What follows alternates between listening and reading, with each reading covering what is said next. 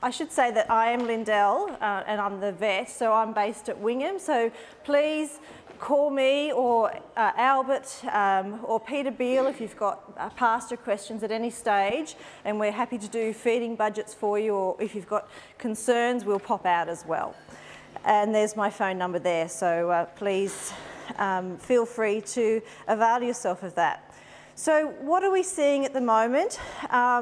We're seeing an increase in normal endemic health issues, and it's due to nutritional stress, so inadequate nutrition really, and normal diseases such as worm burdens. You wouldn't think that we have worm burdens in cattle at the moment because it's relatively hot and dry, but we're finding they're eating closer to the ground and they're picking up significant worm burdens. Some of the fecal egg counts I've been doing are up around 1,000, 1,500 eggs per gram, when normally they should be down around 200. So, and that's a lot to do with feeding behaviour. They are eating closer to the ground, they're picking up the larvae, but also they haven't got the good nutrition to help them cope with those burdens, and the same with respiratory disease. We're also seeing complications from supplementary feeds, so please avail yourself if you are buying silages or hay. If you're buying truckloads, the vendor should be giving you a feed analysis. If the feed's already landed on farm, please come into your LLS office, bring a sample about a size of a shopping bag, half of a shopping bag of a sample of the hay or the silage, and we'll get it assessed for you, because there has been some nitrate toxicity. Feeds when they're cut when they're under stress, so lack of water, the nitrates can accumulate in the feed, and that then becomes toxic to the cattle. So we'll assess it for that for you as well.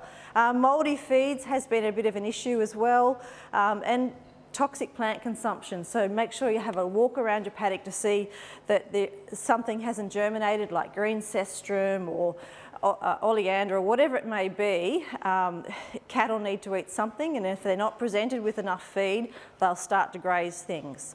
But generally, one of the big things we're seeing is just stock are unable to meet their basal metabolic requirements with the available feed. Often the common feature is paddock in the grass in the paddock is really low. It's like this, and it's inadequate to meet the needs of the cattle, or we're just not feeding enough. And I know that I think Paul's mentioned that $5 a head a day is a lot, but that's the reality of it. Unfortunately, feed is expensive, and we do have that coastal, what did you call it the other day, Ian, the coastal levy in terms of getting feed here. Feed's more expensive for our herds as well. So look, I think there's four main reasons to maintain breeder condition during drought. There's probably more, but these are the four that I see. We really do need to maintain our breeders in that condition score 2.5, fat score 2.5 to 3. And if they fall, essentially they don't cycle and they won't go into calf, and so then you've affected your next year's income potential. So that's the first reason to maintain the condition of your cows. The second reason is that poor cows are more prone to pests and diseases. Good immune function needs energy and good nutrition to keep the cow strong. The third reason is that the fetus in the cow, if she's got poor nutrition, some of those crucial things such as muscle bundles that are laid down aren't laid down as well as they should be, and so that resulting calf mightn't reach its full potential, its full genetic potential in terms of muscling that you've produced later in life. So, I think I'm a big believer in sell early, do your budgets, only keep what you can afford or want to feed, and do that in 6 to 8 weeks, 8 to 12 week blocks. So do your budget on what you want to keep, work out how many hundreds or thousands of dollars that's going to cost for the next 8 weeks, and commit to it and feed, then do your budgets again. And the fourth reason, and this is what I'm seeing a lot of, is the need to maintain cow condition just so that you've got flexibility of marketing, because unfortunately I am helping a range of farms where cow condition has fallen to the point where the cows are no longer fit to load. They're at that condition score 1 or 1.5, and we can't get them off the farm. So what are the options then? So the options are that they're selling their cows that they probably wanted to keep because they're the ones in better condition, but they're the only ones we can get off the farm. And so then those cows are stuck on that farm, and they have to be fed or euthanized. So it's easy to sell a cow that's in good condition. So that's why I'm a big believer in, you know, if you've got 40 head, sell 20, whatever it is, keep 20, keep 10, keep 5, feed them well, and you know, it's a happy situation for everyone else. The LLS can help you. So if you want some assistance in finding out where your animals are at or you want to transport them, Lyndell's the person to give a call to. She can make a determination on whether they're fit to load and what the options are.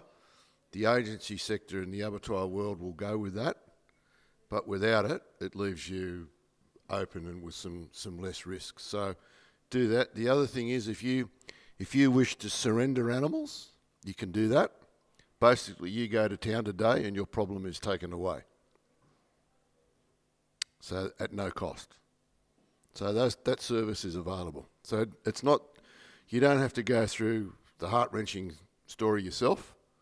The system is now set up and funded so that those sort of things can happen. Thanks, Ian. But I will say that if you have some cattle that are a bit light on, a couple of days of feeding, if they haven't been fed grain, it's too late to introduce grain, but a couple of days of good quality hay, good quality lucerne hay, does amazing things. I have been involved with herds where the cattle are very, very poor and they've had to make a trip, but a couple of days of feeding, they brighten up, they've got muscle in their energy, they've got energy in their muscles, the glycogen builds up and it just helps them to sustain that trip. So it's, you know, it's not all doom and gloom. You can actually help build the cattle up and put them in the best position for sale or for travel. And so this just shows that, you know, that effect of, and I'm sorry about this, this is the American system where the body condition scoring is from 1 to 9, whereas we have 1 to 5 here, but it's, you know, it's, you can obviously work that out, that the higher the body condition score, the quicker they return to heat and can go back into calf. Whereas when they're low conditioned, and this might be a condition score 1 or 2 maybe, you know, it can take many more days. Sometimes it's 100, sometimes it's 150 days. So we've all spoken about this morning the need to focus on energy. We all get caught up in protein. So protein's important for younger stock, but cows have an intense demand for energy. That fetus is an energy sink. It just draws so much energy. And so when you're looking at feeds, please focus on energy. We need the energy for pregnant and lactating cows to be up around, you know, 9, 10, 11 megajoules, definitely above 9.7 megajoules per kilo of dry matter. So what's good energy feed if you're buying it in? Yeah, so you know, it can be really hard to give a pregnant or lactating cow enough good quality hay or silage, but a high energy grain or a high energy meal. So grains or you know, meals generally have an energy around about 12 megajoules per kilo of dry matter. That's great. And so, you know, a really good diet, and Therese has already mentioned this, a pregnant or lactating cow, you'll need to get up to, if they've got no other paddock feed, around about 5 to 6 kilos of grain a day, and about 3 to 3.5 kilos of some sort of fibre a day. That's what they need. And that's where when you cost that out, that's around about $5 based on a day per head. The other thing for you to remember, if you're going to buy hays, buy cereal hay. Buy an oaten hay, first choice, an oaten hay with some vetch or something like that in it. It might be cow poos as well, but go for a cereal hay. Do not buy cereal straws. You're not a food lotter, and unless you've got a big garden, it's not much use to you. Okay, but if you stick with cereals, the summer things that crop hays, the sorghums and the sudaxes and things like that, come with all of the golf handicaps that Lyndell's been talking about earlier. We've had a lot of problems with those sort of hays, the summer crop hays from out of southern Queensland in northern New South Wales. A lot of deaths because of the prussic acid and nitrate poisonings. So big issues. So if you want something that's nice and safe, stick with cereals, oats, barley and wheat as your last choice. You've got to remember that all the cereal crops that are grown for grain are now grown on short varieties. You know, they only grow that high. They don't have a lot of leaf material, whereas at least with an oat crop, generally you're going to get some height, you're going to get more leaf and more stem. Okay? Thanks, Ian. So it's the focus on energy. Secondary is protein. Cows, you know, as long as it's above about 7 or 8% protein, they're okay. Dry cows, pregnant cows need it up a little bit higher, around, you know, probably 10% protein. And last is minerals. You know, I get a lot of people calling saying, what mineral supplement should I be giving my cattle? They're looking a bit ill thrifty, they haven't put weight on. Well, nothing really. It's up here, it's just feed. If they are truly deficient, and I'll talk a little bit about vitamin A deficiency, we are seeing that in young weaned stock. So, you know, an injection of vitamin A DNA at weaning is really important. If they are truly deficient on selenium, sure, supplement with selenium, but there's a narrow margin between an efficacious dose of selenium and a toxic dose of selenium. So I really encourage people to assess a proportion of your herd through blood tests to see they truly are dependent, what's the word? Not enough selenium. Deficient. Do mineral blocks provide enough mineral supplements? Probably no. No. If they truly are deficient in selenium, I'd rather see an injectable selenium supplement. For maintenance purposes, mineral blocks will keep that maintenance level? Oh, they probably will. Ian, have you got a thought on that? You got to remember with blocks, by and large, most people do not teach their stock to eat blocks when they're young animals. So along comes the dry season, you go to town, you think, I'll get some mineral blocks. You tip them out in the paddock. For the first few weeks, you think, well, that was a waste of time. No one was interested in that. But you haven't educated them, so they have to educate themselves. And the research was done back in the 60s. Very clear. It was done by ICI when they used to make blocks. And it showed very clearly that about 70% of your stock will actually consume the block. And of that, about 50% of those 70% will actually eat enough to be of some benefit. So you're off, and that happens with all the free choice things. Now what's happened in the meantime, and what Lyndell's saying, is there are now all these ways you can get minerals into animals with direct injections. And that's the way to go. Anytime you leave anything for a free choice, then the animal's got total control and it's not going to satisfy the things that you're trying to achieve with the supplement. So it's always into the animal rather than giving the animal a chase to have it. So what you're trying to reach every day is 85 megajoules of energy every day. And just in terms of, if you were to say, well, I'm just going to feed hay, that's 13 kilos of hay a day. And I bought some hay for my horses the other day, and it was a 15 kilo bale of lucerne. That's how little they are now. So that's based on that. That's a day. That's one bale of lucerne hay a day to meet that need. And that's why that's really difficult. That's why it's better if you need to supplement the energy, you add in the grain or the meals that has an energy density of around 12 megajoules per kilo dry matter. And that's also for confinement fed stock. So if you've got really hilly properties and they're walking to chasing those blades of grass, that 85 megajoule demand a day might go up to 110, 120 megajoules. It's really difficult. That's where that confinement feeding, having a sacrifice paddock with good water, closely provided feed to reduce the energy expenditure. We're over the cold weather now, but over winter, we were seeing a number of cattle going down. Hey, Paul. Linda, what did that bale of hay cost you? What did it, sorry? That bale of lucerne. I know, but I love my horses, so it doesn't matter. That's what I tell my husband, it doesn't matter. I just thought I'd share when you get a feed analysis, just a couple of things to look for, because sometimes it can be a little bit of double Dutch. And so this is a feed analysis that I had done from locally produced silage last year. And so you can see here that this silage, the dry matter was only 38%, so it's nearly 62% water. So, so that's where it can be sometimes inefficient to buy silage because you're carting a lot of water. This figure here, this neutral detergent fibre, is a good figure to look at.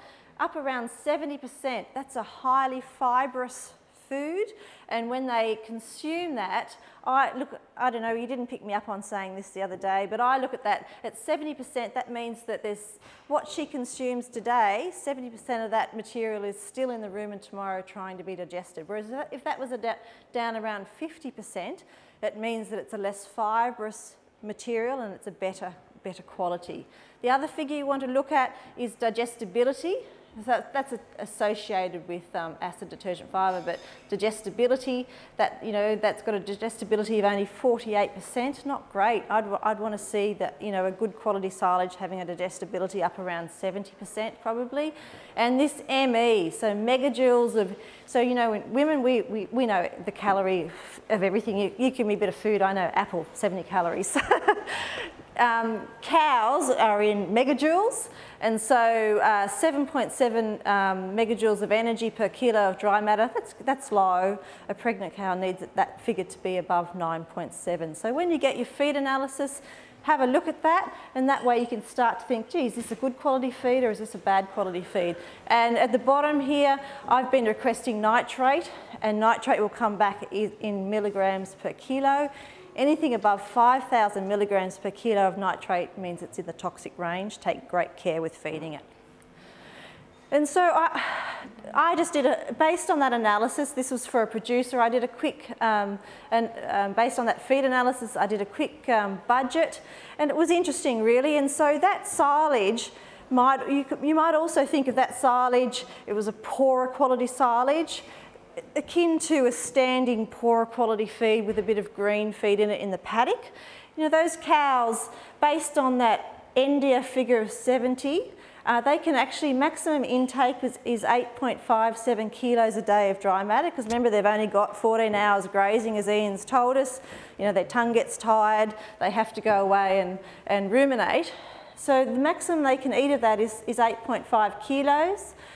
When you multiply the 8.5 kilos times the 7.7 megajoules, the maximum amount of cow eating that material, whether it be silage or pasture, is 66 megajoules a day.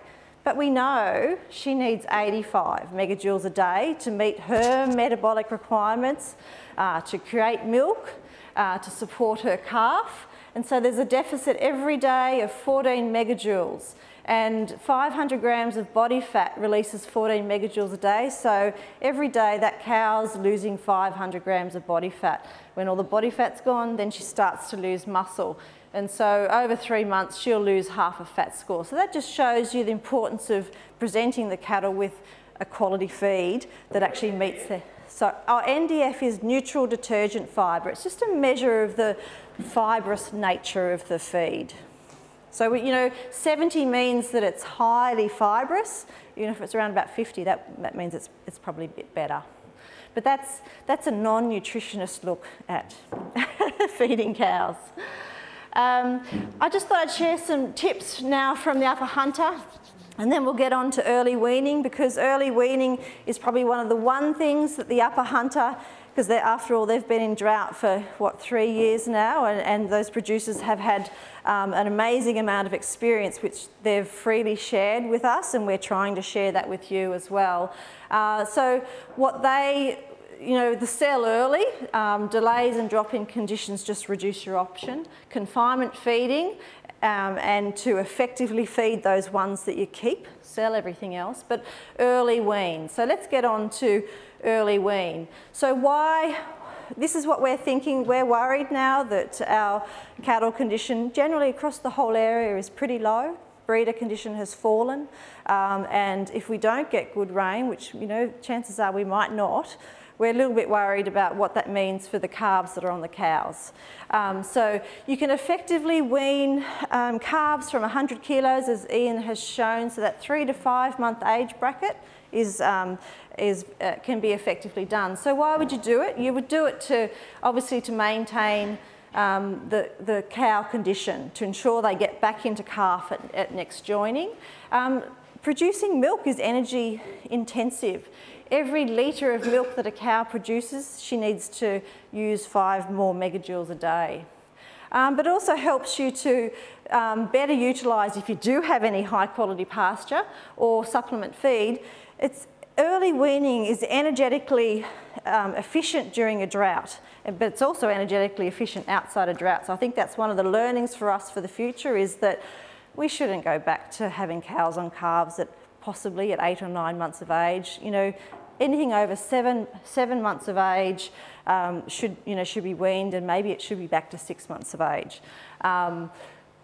When you split the cow and calf, so when you feed the calf separately to feeding the cow, you save 30 to 40% of those energy costs. So that's a significant daily reduction in feed costs.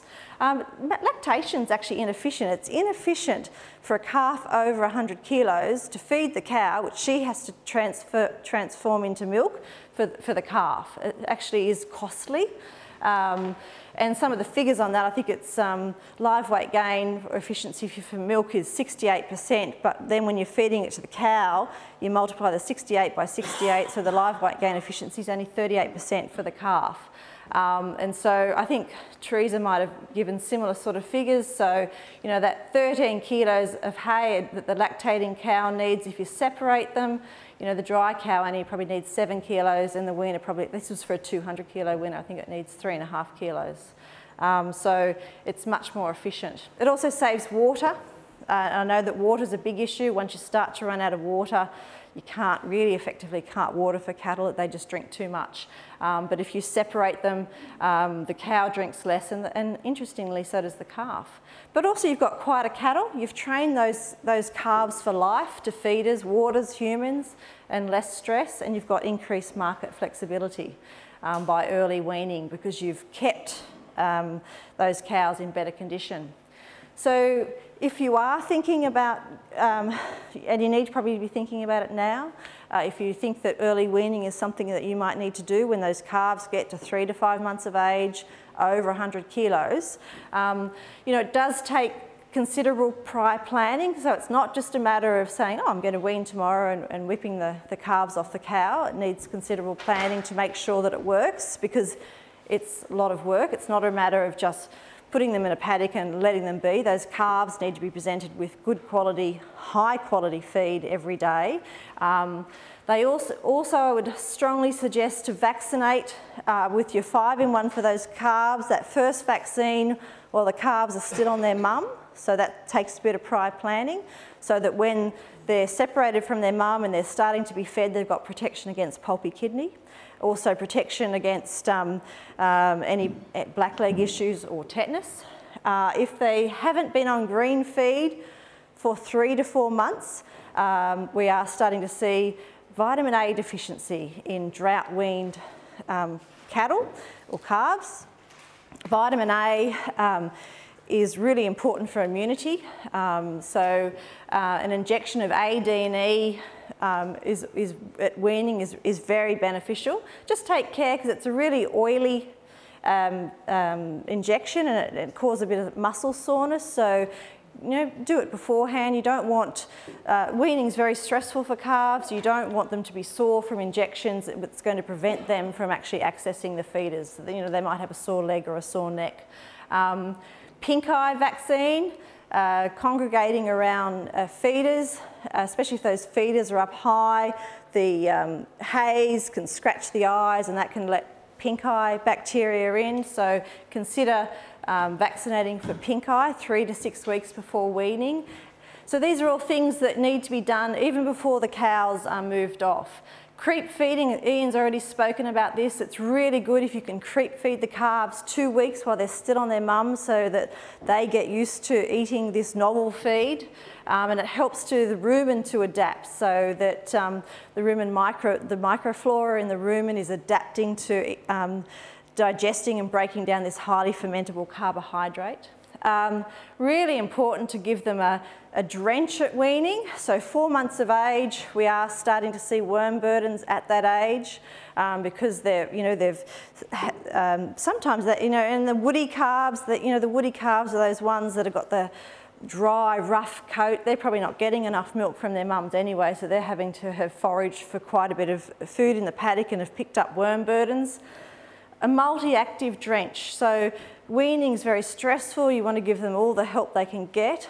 I think that's the best time to use a multi-active combination drench. So that's a drench that has multiple actives in it. It might have all 3. It might have a mectin in it. It might have a levamisole, a clear drench, and it might have a white drench in it, or it might just be a dual active, but a multi-active drench. Oral or backlining? Look, so the research shows on the mectins that the more effective route is actually oral. So getting the actual active constituent into the intestine and into the gut where the worms are is more effective. And so I'm a big believer, particularly for young stock. They're still young, they're easy to handle. An oral drench, I think, is probably one of the better ways to go if you can do it, at least once a year. But also, as I've said, weaning is really stressful, so don't combine painful husbandry procedures with weaning. So if you're going to castrate or dehorn or disbud, do it, a good month before they wean or a month after. Just to make sure that also the wounds have healed before they're in a yard with dust and potential contamination for infection risk. So that's sort of the pre-planning sort of stuff. Does that make sense? Everyone's sort of reasonably comfortable that that's a bit intuitive, really. Most people would probably think, yeah, that's fairly fair. So some more tips. So that 100 kilos is sort of the limit of where it can be done successfully without too much drama. Once they're under 100 kilos and under 80 kilos, it becomes very difficult unless you've got a dairy calf rearing system. So 100 kilos or roughly 3 months is about that limit. It's really important to draft them into groups. I've had some exposure with some producers who are doing this, and initially they had one large group of 100 and 120 kilo calves in with the 200 and 250, and the smaller calves really suffered. They just didn't get access to the food. The bigger boys and girls would knock them out of the way. So they really do need to be drafted into similar size weaning groups and managed separately. And it does need daily supervision. You've got to, because they're always shy feeders who are at the back who don't get a go. And the sick ones, they need to be monitored and drafted off and treated quickly. Also important to think about trough space. The calves need about 30 centimetres a head trough space. And interestingly, one of the farms we had some issues with, we were helping them work through it. The young calves, we couldn't work out why they were doing so bad, but the feeder was just, seemed too high, and they didn't want to put their little heads and necks up over into the feeder. So once the feeder was lowered on the ground, those sort of problems. So it's that sort of just monitoring, wandering through the calves on a daily basis and seeing what's happening. But also don't put the water troughs too close to the feeders, otherwise you'll be forever cleaning out the troughs, because the calves with a mouthful of feed then walk over to the trough and dirty the trough water, and then they don't want to drink it. Pink eye, so you may decide to vaccinate, which is a great choice.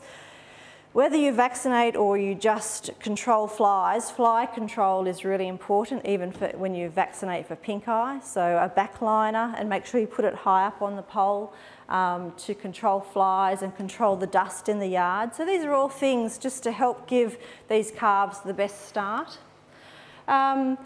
You know, coccidiosis, this post-weaning diarrhoea, can be a problem in weaned calves, and particularly the coccidia are in the intestine anyway, but because they're moving through the tract with a normal good intestinal tract, they're just flushed out and it's not really a problem. So if there's that stop in their GIT motility, or because they don't eat that day because they're so stressed from weaning, that often is enough just to let those coccidia to infiltrate and build up to a level. And then, you know, about a month later, when the coccidia are built up, you have bloody scours and some sick calves. So many of the feeding bags the feed that you buy for calves have Rumensin and that sort of thing in it to help, and anti-coccidiostats to help with coccidia. But it, you know, again, it's just keeping a close eye on them. What's the treatment otherwise? So there's treatments, what's it called, Scalban. I think it's called Scalban, but there is treatment available for coccidia. So it's just a matter, you know, if you do have calves that they've got either dark scours, meaning the blood's been digested, or, you know, you can actually see blood in the scours, take a sample, drop it into your vet, and we can have a look at it at a microscope to see if coccidia is a problem. Pestivirus is something to think about as well with your early weaned groups, or any weaning groups really. Pestivirus is a virus that's common in herds, but you know, if there's a PI in that group and they've just been mingled together, you don't want a virus in there that's an immunosuppressive virus that's going to affect the health of the weaned calves. So it's worthwhile to know what your farm's status of pestivirus is, and particularly if you have any persistently infected pestivirus carriers on your farm, and so to be aware of that and watch out for potential PIs. Sometimes you can identify them because they look really ill-thrifty. They're just those ones in the herd that have never done well, and you can't work out why all the others look good. They may be a persistently infected carrier. Other times, you know, they look great and you would never know they're a PI, but you can pull tail hairs and get it tested. It doesn't cost that much. I think it's about $12 per animal, and to identify those persistently infected pestivirus carriers. Some other things to watch for, so if they're on a high grain diet, it needs to be introduced slowly so the rumen bugs can build up and adapt to digesting the rapidly fermentable carbohydrates. You need to watch for acidosis, so, you know, bubbly poos, sick calves, that if that's something that's starting to become a problem, they need a bit more fibre in their diet. High grain diets can upset the rumen, and the rumen creates B vitamins, and sometimes in feedlot type situations you see some animals that are behaving strangely. They've got neurological signs. They might be blind, they might be head pressing up against a wall, walking in circles. This can mean that their rumen's not functioning properly and they're low on B vitamins. So having a bottle of vitamin B1 on hand, it's just available from the produce store. An injection of that early can actually provide those B vitamins and get them over that issue. It's called polioencephalomalacia, PEM for short, and it just means that the lack of B vitamins actually softens the brain, and if they're not treated, they will go down and die. So it's handy just to have that on hand. And then I guess, you know, just thinking about yard design in terms of for your weaners, what happens when it rains? Is it going to be a wet, boggy quagmire? Where does the runoff go? I guess that sort of thing. So they're just, you know, a few thoughts on early weaning, and to give you a bit of a heads up of things you're going to have to think about. There's a really good fact sheet. I think we've got some at the back. If not, if you just Google early weaning beef calves, some really good fact sheets come up from Central Tablelands, LLS, Victorian DPI has some good ones as well, and I think Meat and Livestock Australia has some good fact sheets. But that's something that we can all help with, advice on setting up an early weaning. I think it's a really good tool to consider early weaning. And this just shows to show that, you know, the younger the calves, they need higher quality feeds. So really young calves, you know, they need a protein up around probably, you know, 18%. As they get older, their requirement for protein reduces. So that's just included as a guide to show you that as calves age, or when they're very young, they really do need a high quality diet. I think that's pretty much it on early weaning. We've gone through that, I think. This mouth, the oldies, I think that's really important. Any old cow that has a broken mouth or her teeth are a bit average, gee, it's hard to justify keeping her on the farm because how many more calves are you going to get out of her? So I think they're the first to go. So with the feed, so this is nitrate toxicity. So we have seen issues of nitrate toxicity. I've had cases on oat hay, millet hay. What else was there? Oat, millet, and there was one other which just escapes me at the moment. So the thing is, when you buy hays, what you buy, the nitrate will always, the level that you buy will always be there. Silage, if it's a well-ensiled bale of silage and it's high in nitrate, over time that nitrate can reduce. And we have had some experience following some locally produced bales of kaiku silage that was in the paddock. The producer was worried that it was high in nitrate because he had fertilised it quite heavily with urea, and then it had been cut when it was a little bit stressed. That was incredibly high. I think it was 40,000 mgs per kilo of nitrate. So what's that? Nearly 8 times the toxic dose.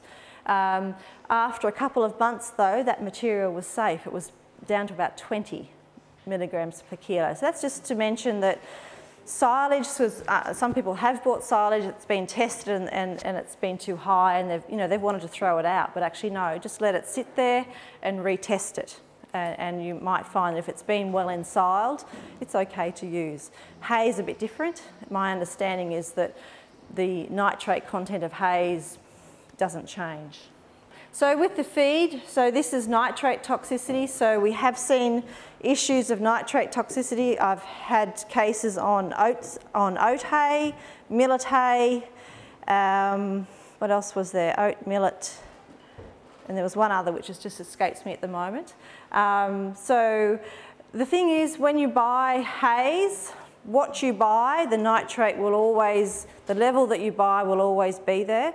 Silage, if it's a well-ensiled bale of silage and it's high in nitrate, over time that nitrate can reduce. And we have had some experience following some locally produced bales of kaiku silage that was in the paddock. The producer was worried that it was high in nitrate because he had fertilised it quite heavily with urea, and then it had been cut when it was a little bit stressed. That was incredibly high. I think it was 40,000 mgs per kilo of nitrate. So what's that? Nearly 8 times the toxic dose. After a couple of months though, that material was safe. It was down to about 20 milligrams per kilo. So that's just to mention that silage was, some people have bought silage, it's been tested and it's been too high and they've wanted to throw it out, but actually no, just let it sit there and retest it. And you might find that if it's been well ensiled, it's okay to use. Hay is a bit different. My understanding is that the nitrate content of hays doesn't change. But the interesting story about nitrate toxicity is it's not a simple story of, oh, okay, that material is above 5,000 milligrams per kilo, I can't feed it. Interestingly, the rumen can adapt to a high nitrate feed quite successfully, provided that the material is introduced slowly over time to give the rumen bugs time to be able to handle that nitrate. So we've been tracking some cattle that are actually quite successfully eating high silage, 15, 17,000 milligrams per kilo of nitrate in that silage, quite happily. Whereas other cattle have eaten silage which has a lower content of nitrate, but they've died. And the difference has been is that hungry cattle have been put onto a new source of feed and they've just eaten it too quickly, too much, overwhelmed the bugs, and it rolls them. So it's the same with any new feed. The rumen's just a big fermentation vat of bacteria with different types of bacteria for different feeds, so you just need treat things slowly, introduce everything slowly. It doesn't like any dramatic changes. I just wanted to talk a little bit about routine management, because it really is, I think it becomes more important in drought. And also, you know, sometimes we're stressed, we're busy, we might forget to do some of the basic things.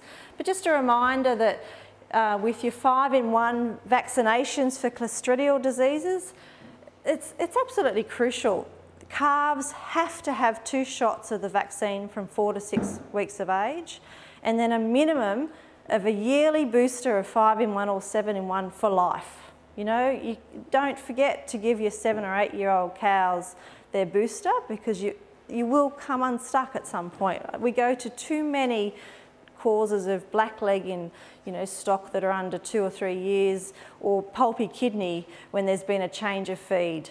So, you know, it should be a minimum of a booster every 12 months. But also you need to remember, and it's on the box, but they hide it a little bit, that the pulpy kidney component of the clostridial vaccine only has 3 months protection. That's all. And I think that's a surprise to many people. So that's why we recommend, well, spring, when we would normally be experiencing rain, coming, you know, to rebooster the stock so that they've got protection for that flush of green growth and the change in feed. I've already talked about selenium. I've already talked a bit about drenching.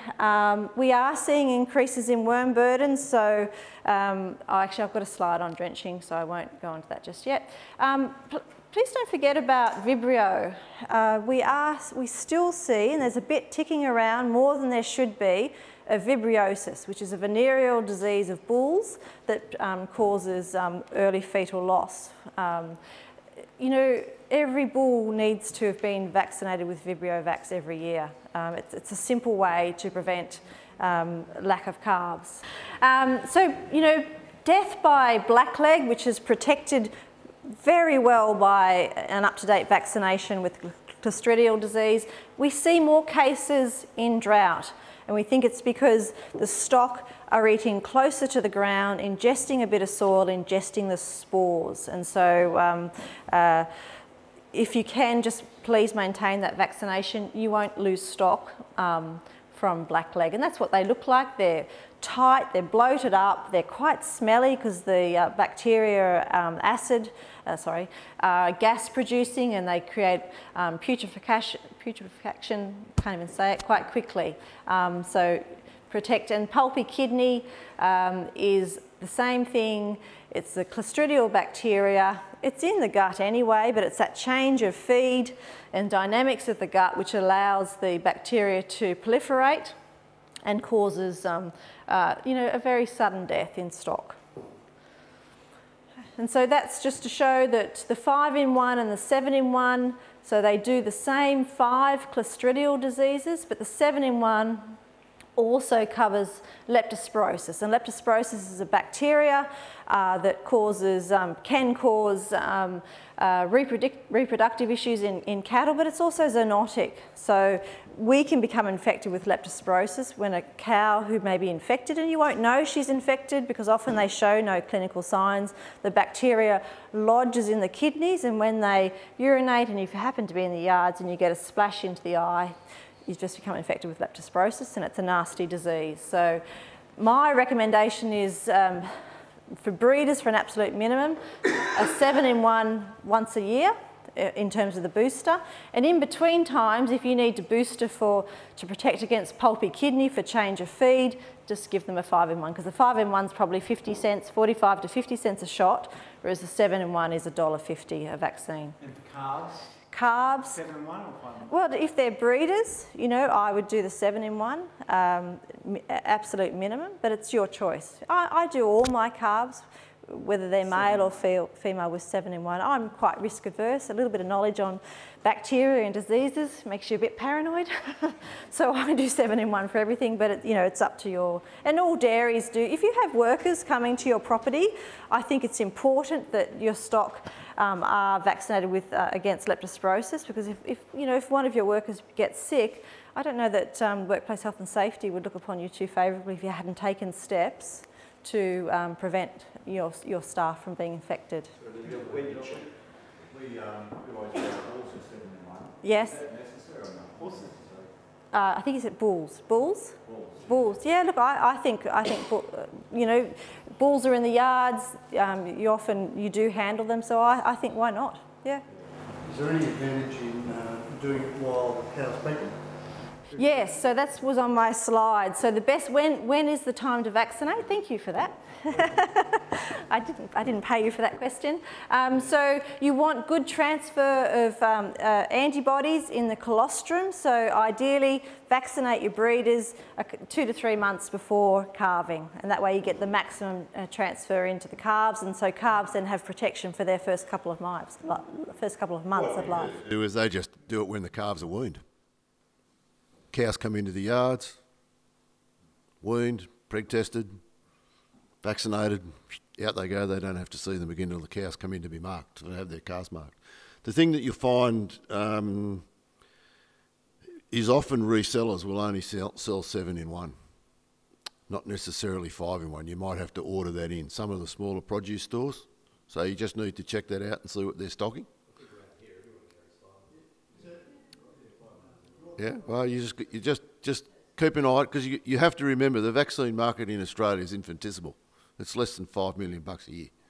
So as far as the manufacturer is concerned, as soon as they can get rid of a 5 in 1 and just sell you 7 in 1, it's better for them, not for you. It's like years ago we used to be able to buy a blackleg and a pulpy kidney vaccine. So we just, when those seasons were coming up, the cows would get a 5 in 1 and then they would get a blackleg and a pulpy kidney separately, and that means whereas you're challenging the animal 7 times and 5 times, when we had access to the 2, it was much better. So Linda, with the change from the program to 5 and 7, you've got to do the initial injection and the boost. For the leptospirosis. That's right. Yeah, and that's really important because, you know, if you're a producer who just thinks that, oh, look, I'll just do the 1 shot. So what happens, so they've got 0 protection from when they have the dose, so the protective antibodies go above the line for where there's immunity, and then they start to drop off. And so if you didn't booster the 2nd shot 4 to 6 weeks later, the antibody levels drop off, and then, you know, probably by 6 months they've got no protection. So if you're just going to give 1 shot, save your money, don't do anything. But really that 2 shots 4 to 6 weeks apart is crucial. So worms, so let's just talk. I've already alluded that we are seeing higher worm burdens, so start to think about from, you know, probably 4 to 5 months of age in these conditions to give that first drench. If you're unsure, actually, Therese, there's a box of worm egg counting kit. I strongly recommend doing some fecal egg counts. Drop into your LLS office and pick up a little box. It's got 10 little jars in there and a glove. It's just a matter of picking 10 samples up, posting it off, and you'll get back from the report, from the lab, a report of the worm burden that those stock have, and then you can decide whether to drench or not. So that's really effective to do a fecal egg count in, you know, young stock, sort of under 18 months of age, because they shed. Once cattle get above 18 months to 2 years of age, fecal egg counting is less reliable because they have the ability to repress shedding. The difference there is that if you're in a liver fluke area, you know, you need to drench regardless of age. So does anyone know if they have liver fluke on their property? No? So if you're east of the highway, I don't think there's a great deal of liver fluke, but some areas around this Bunya, Gloucester, Barrington area have the snail that transmit liver fluke, and so if you're new to the area and new to your farm, it's really worthwhile to have a segment of your cattle blood tested to see if they've got any antibodies to fluke. And then you know whether you need to drench for fluke or you don't, you can just drench for roundworms. So that's something that your private vet can help with, or we can help with as well. Look, I'm a big believer in scales as well, just to see how your drenching program is going. Just to see if there's been a benefit from drenching as well. So what age should you stop drenching? Generally we would say once cattle get to 20 to 24 months of age, they've got a good immune system and they can cope with worms and they don't need drenching. Except for bulls. Bulls tend to be a bit wormy. Maybe we're breeding for traits other than worm resilience or resistance. First calf heifers, often doing it tough, so they can benefit from a drench, or stressed animals with drought feeding. It might be worthwhile to give a drench. But as I said, for liver fluke, if you've got the snail on your property, you always need to build a liver fluke drench into your program, anywhere from 1 to 3 liver fluke drenches a year. And in terms of choice of drenches, again, that multi-active combination drench, the research shows that that is the best way to reduce the potential for resistance to develop on your farm. It used to be, we would say, rotate the drenches. So one drench you would use a mectin, next drench you might use a white drench, and next drench you might use a levamisole drench. And we used to think that slowed resistance. We now show it doesn't. We now know it doesn't. The best way to reduce resistance is use a drench that has all 3 combinations or 2 combinations in them, or you drench with you know, a mectin and also something down the throat of another active. Up the race with one drench and then up the race again with another drench. So what brands is Trifecta? What else is there? So the triple active is Trifecta and the dual active is Eclipse. So Trifecta's oral, Eclipse I think it might be injectable. I think I have to look that up. Is oral better than injectable? Sorry? Is oral better than injectable? Oral in the mectins, the research shows, is better than injectable, yes. So in terms of efficacy, the oral mectins are most effective, and then there's a gap, and then it's the injectables, and probably the least effective are the porons. Interestingly, we brought a specialist worming guy up in February. Did anyone go to that presentation? Matt Playford. He was sharing some information that, you know, the poron oral drenches, we think that they're getting into the bloodstream through the skin, and a proportion are, but really they actually rely on allo grooming, so licking each other, and that's the way they get the dose. So in a way, it's really? Yeah, a surprise to me as well. Yeah. Can't you pour it in a place where they can lick themselves? Well, they lick each other, and they do lick themselves. So that's the way they get the dose of the oral. If that's the case, is there anything wrong with oral dancing with porons? No, I wouldn't. No, no. You know, the pharmaceutical companies put a lot of research into working out the best way that their product works. So we need to stick to their recommendations. And also, Australia's got a really, you know, our reputation for clean and green produce is amazing. You know, countries want our produce. If we do the wrong thing, you know, in something like that, and there's a meat residue, you know, it may upset the market for all of us. And so the drought mightn't be as bad when, you know, we've got no markets. Short-acting drenches are best, and I'll just flick over this, but if you're a keen user of long-acting drenches, just beware that long-acting drenches can contribute to resistance a bit more than the short-acting drenches. And so this is from the actual company who produces one of the long-acting drenches, they're Tech Vet, and this is what he recommends, good practice for long-acting drenches. So I'll just jump to the bottom part. So they suggest only use, so target the use in young animals prone to parasites that are heavily in paddocks that are heavily contaminated. Don't use it in low paddock contamination situations because there's a lack of in refugia of worms that don't have the resistant alleles. Only use a long-acting drench once in a 12-month period without a primer. Otherwise, on the day of administration, use that long-acting mectin drench with one of the other drenches, either a BZ oral or a levamisole poron. So if you do that, you know, that reduces the potential for that long-acting drench to contribute to drench resistance on your farm. And next drench, you know, if you use a long-acting mectin drench, don't use a mectin drench the next time. Definitely use something different. How am I going for time? Should I stop now? They should also go into a clean paddock too. Well, not anymore. Not anymore. Not anymore. They've done a lot of research into that, and that's that concept of in refugia. So the recommendation used to be drench and move to a clean paddock. But what the researchers have found is that by doing that, you're actually potentially contributing to resistance. So what they recommend now is a couple of different strategies, but one strategy they recommend is that you have your new paddock, put the cattle in there for a day or two to get a light contamination of worm eggs on the pasture.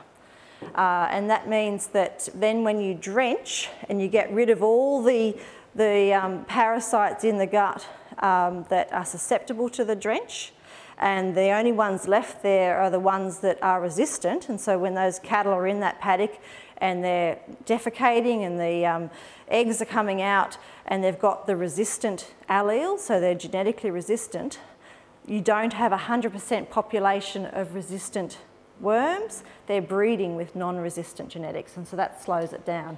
I know it's a mind-bending concept to get your head around, but you know, that's the recommendation now, because we only have the drench actives we have. That's it. I don't know that of any companies at the moment who are doing more research, so we've really got to take care of them. And so the researchers are putting a lot of effort into working out how we can reduce resistance. There's, you know, if you want to talk about that more, I'll talk about it later, and there's some information on the net that can help you with that as well. Just to let you know that the drought's also affecting our circulation of mosquito-borne viruses. So you're probably all familiar with bovine ephemeral fever, 3-day sickness. Generally, it comes through pretty much every year, you know, and that's a good situation to be in. But our sentinel herd, which is near Moto, we blood test that herd every month to work out what mosquito-borne viruses are circulating. That herd has not shown any infection 2 summers in a row. And so this is a real risk for us now, because it means that our cattle are older, heavier, lactating, and they haven't been exposed to the virus, so they don't have any immunity. And so we know that when young stock, you know, weaners get infected by 3-day sickness, they're a bit sore. They might go down on the ground for half a day or a day, but they get up and they bounce through it. The older the cattle, the virus hits them more seriously. And in previous, this situation has happened in previous years. We all think, oh, it's a bad year for the virus. The virus has mutated. Actually, the virus hasn't changed. It's really stable over time. What that situation is due to is exactly what potentially we're facing now, is that our young stock haven't been infected when they're young. They don't have any immunity. They're bigger, they're older, they're heavier, and they go down. So this might be a year that vaccination against 3-day sickness might pay. If you have bulls, heavier muscled stock, it's a big load if you've got a number of animals in the paddock, because they need food, they need water, they need treatment. If they're on the ground, if you give them a shot of anti-inflammatories available from your private vet, calcium, actually the action of the virus depletes calcium, a bag of calcium under the skin. All these things can help them to get over it and get up, but it's a big load. So you need to vaccinate before the season arrives. So what are we now? So we're mid-September. So we normally get 3-day sickness in our area sort of late summer. I'd be thinking of speaking to your private vet and making sure they've got supplies and book them in for sort of October, November. No later than that anyway. More on it. Pilligard? Timing of Pilligard. Pilligard is for pink eye, or? Okay, I'll get onto pink eye now. So I'll jump over that. So I'll go past vitamin A deficiency. Pink eye. So pink eye vaccination, it needs to be about, just the thing to remember with pink eye is the vaccine is good, but it's not 100% effective. You still need fly control. And also don't think about your timing for pink eye, because the vaccine only gives you 6 months immunity. So if you vaccinate for pink eye way in advance of the peak pink eye season, you may find immunity has waned. So just a single dose of Pilligard about 3 to 6 weeks before you think the pink eye season is going to be a problem is the time to do it for pink eye. So again, October, November? Well, if they're early weaned calves, before you wean them, 3 to 6 weeks before you wean them. If they're others, fair enough. Okay. Anyone think not October, November? No, so if you did October and the pink eye challenge, when flies start, well, I've seen cases now, but probably November, December is when pink eye really starts to sort of become a problem. Depends on your paddocks as well. Okay, so vitamin A deficiency, I've already touched on that. So for your weaners, a injection of AD&E available from your produce store. I think, Ian, you said yesterday it was a bit hard to get AD&E sometimes? Yeah. So provided they've got a green pick, even a short green pick for a week is enough for the, to have reasonable sort of levels of vitamin A, D and E. So it's only really if they've been on really dry feed, the feed, and if they've been on a lot of grain, it's vitamin A, it's not, they actually, when they eat short green feed, they don't get the actual vitamin A out of the feed, they get the precursors, and then that goes into the intestine, and in the small intestine there's a conversion of the vitamin A precursors into vitamin A, which are stored in the liver. So high grain diets can inhibit the conversion of, in the small intestine of the precursors into vitamin A. So that's also why, we recommend it on for weaned calves and feedlots, that sort of thing. Seeing a bit of skin issues around. So if anyone's got some issues with lice, come have a chat to me. We can talk about treatment. Nothing kills the eggs, so you need to do 2 treatments to kill the lice. So you kill the adult lice, let the eggs hatch, and then you need to kill the eggs. And I think this is my last slide. So just a reminder, if you are starting to feed some of these funny feeds, and by funny feeds I just mean, it might be cottonseed, you need to get a commodity vendor declaration declaring that that material isn't within a withholding period for some chemical that they've provided. If you don't get that, when you go to sell your stock, it's important to look at question 7 for cattle on your NVD, and that's when you're asked, in the past 60 days, have any of these cattle consumed any material that was still within a withholding period when harvested, collected or first grazed. And if you look at the back, the explanation states if you don't know, you must tick yes. But if they consume the material greater than 60 days, you can tick no. And that's just to protect our clean green image and residue, lack of residues. It's important with all of this that you keep a record. All of these treatments should appear in your LPA records. One of the things that the industry's heading towards, and is going to get there quite quickly, is total lifetime traceability. So you're at the start of the chain. You sell animals here in Taree or Kempsey or wherever you want to sell your animals, and they're bought by someone who lives at Scone or someone that lives over the mountain range and they want to grow them out for 12 months or 6 months. Those animals will be traded on yet again. The final processor at the end of the day is probably buying cattle that have been traded 3 or 4 times. And he's looking at a market, or the last owner looks at the market, and the market says, these animals being grass-fed, antibiotic-free. Oh, wait a minute. We can trace those animals now. They're actually fed a grain supplement down on the coast. Chances are every grain supplement you buy that's manufactured anywhere has rumensin in it. What's rumensin? It's an antibiotic. So all of these things become quite important because the wording of the contracts is never ever. So be aware that those things are coming, and they're going to come faster than what people anticipate because they've now got the electronic software to process all of that. So just learn to love a record. If you're into computers, there are all sorts of apps you can get. They will cost you money, but basically for $1,200 a year, you can keep all of your records on your phone. If you don't want to do that, it's just longhand. And just one last little point, because I'm getting the wind up. When it does rain, and it will rain, it always rains, short green feed has its own health risks from an animal health perspective, and you've been feeding this long, so try and resist the urge to throw them out on that short green feed. Let it get to a body of height. Short green feed is risky with, sometimes if it's ryegrass or something else, it might be low in magnesium and it can cause grass tetany. Kikuyu, short kikuyu shouldn't be grazed until it's at that 3.5 leaf stage anyway. It's very low in sodium, it's high in potassium and I always get it wrong, it's either high or low in magnesium, I forget. But anyway, it's unbalanced and it can cause its own health issues. And also we have had cases of, obviously you've heard about kikuyu toxicity, the risk period for kikuyu toxicity. Has anyone had kikuyu toxicity on their farms this year? Last year we've had 2 years in a row.